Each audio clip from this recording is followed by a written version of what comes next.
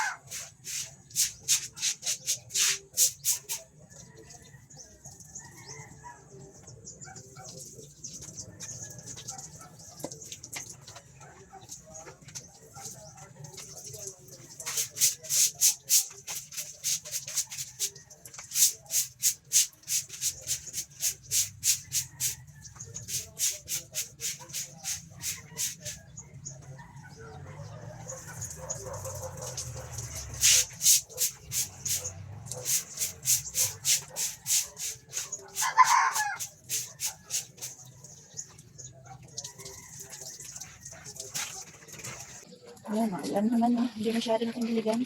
Kasi basa naman yung lupa. Ang vlog ko parang hindi dumami ah.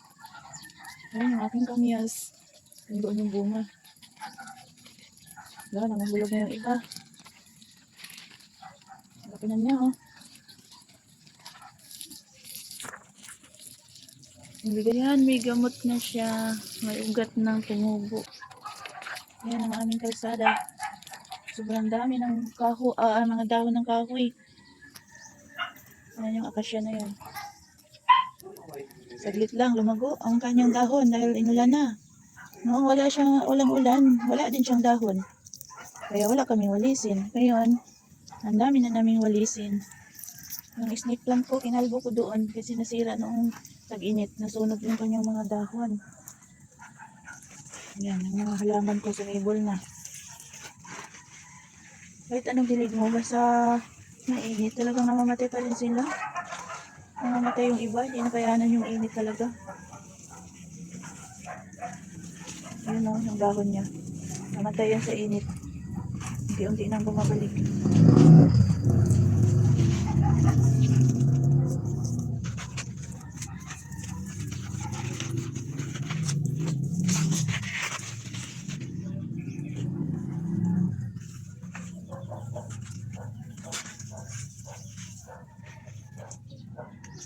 Kaya yung gulat siya, namatay tuloy yung ibang dahon niya. Ang galing natin.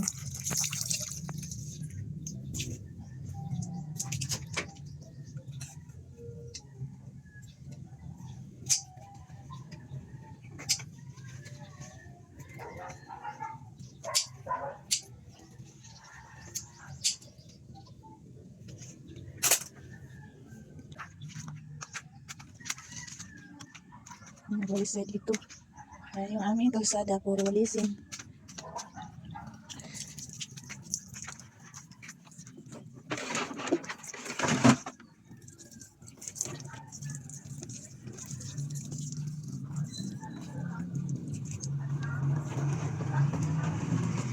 Ayan yung aking upo.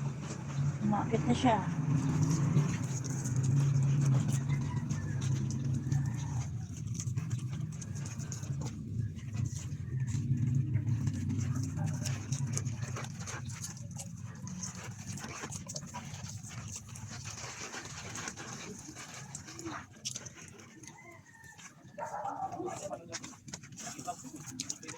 Kaya yung ano na. Ay, iba yung sa atin. Mapangit yung kanilang mga dahon. Dahil sa init. Uy, Miming! Ang ganda naman ng higaan mo dyan. Ang aking Miming, nagduduyan sa net. Miming! Anong ginagawa mo dyan? Nagtataka siya bakit umuulan. Miming, anong ginagawa mo dyan? Duduyan talaga siya sa net. Oh, ibaba mo nga yung hanger na yan. Ayan oh, Miming, ibaba mo yan. Oh, kinagat mo tuloy. Sabi ko, ibaba mo eh. Galing talaga niya, nagduduyan. Kulay green ang aking kapaligiran. Ang pusa ko, mamaya hanapin na naman yan. Nandiyan lang pala siya, natutulog din dyan.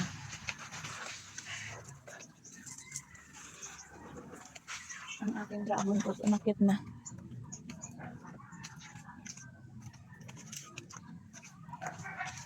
Maraming malisin sa labas.